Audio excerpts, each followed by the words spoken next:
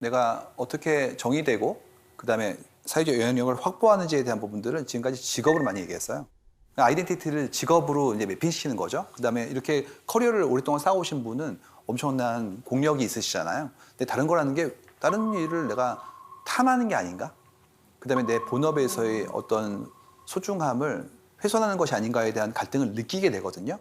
완전 다른 거예요. 그래서 지금 우리가 굉장히 그 전환기에 있는 거예요. 지금까지는 어땠었냐면 그거 아시죠? 겸업금지. 들어갈 때 각서 쓰죠. 누가 이러면 안 되죠. 뭐 이런 것들. 그래서 업무 시간 끝난 다음에 하는 일에 대해서도 제한하거나 관여하거나 이런 일들이 비일비재했는데 이제는 이게 언제 문제가 생기냐 하면 이런 일이 생깁니다. 저 이번에 주말에 휴가를 내는 것도 아니고 그냥 바다 쓰레기 줍기를 갔다 오려고 해요. 그랬을 때 그거 돈 되나? 뭐 이런 얘기. 근데 최근에 바다 쓰레기 줍기는 심지어 돈 내고 하는 것도 있어요. 참가비를 냅니다. 그러면 그거 참가하시는 분은 자랑스럽죠. 내가 이런 무브먼트에 참여했다는 게. 그리고 심지어 이거를 내가 이끌기도 하기 때문에 하나의 행동하는 굉장히 소중한 나의 두 번째 아이덴티티로 더 키워올리고 있는데 누군가는 그거를 돈도 안 되는 걸 하고 있어. 이렇게 폄하하기도 하고 심지어 그것 때문에 업무에 지장이 있으면 안 되죠. 뭐 이런 식으로 얘기가 나오기 시작하면 그때는 정말 다른 별나라에 있는 사람처럼 벌어지기 시작하는 거예요. 내가 지금 이거에 소득이 없더라도 난 도모하고 있는 건데 경험을 쌓고 있는 건데 더 이것도 있어요. 기여하고 있는데 이것도 있습니다. 로컬 커뮤니티, 우리의 사회 변화에 내가 같이 동참하고 있는데 이거를 소득이 있지 않은 직업으로서 인식하는 분들이 나오기 시작했거든요. 굉장히 소중한 하나의 우리 사회 변화에 정말 중요한 팩터 중에 하나라고 볼 수가 있습니다. 그러다 보니까 이제 뭐가 나오냐?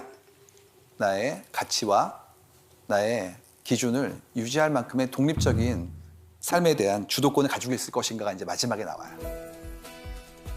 다시 말해서 자각을 했죠. 네, 느낍니다. 난 여기 있을 사람이 아니야. 이제 어디 갈 거냐, 어떻게 살 거냐에 대한 부분들, 혹은 타협할 거냐. 일정 부분만큼은 타협을 하고 소울리스죠. 내 일은 하지, 소울 없이.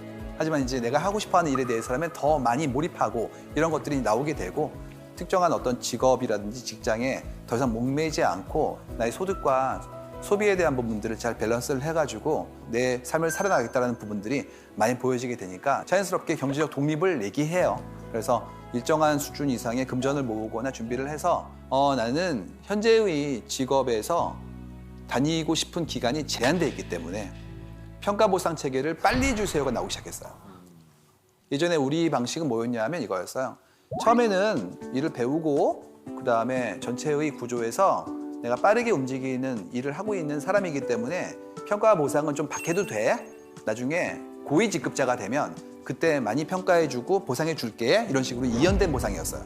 근데 지금 뭐가 나오기 시작했냐면 이렇게 나옵니다. 그러니까 사원분은 약간 좀 힘들게 일해도 나중에 부장님 되면 더 나아지니까 다 같이 함께 가자고 그랬더니 그때까지 안 다닐 건데요가 나온 거예요. 명백히 안 다닐 거다. 그렇기 때문에 지금 달라. 이게 나온 거예요.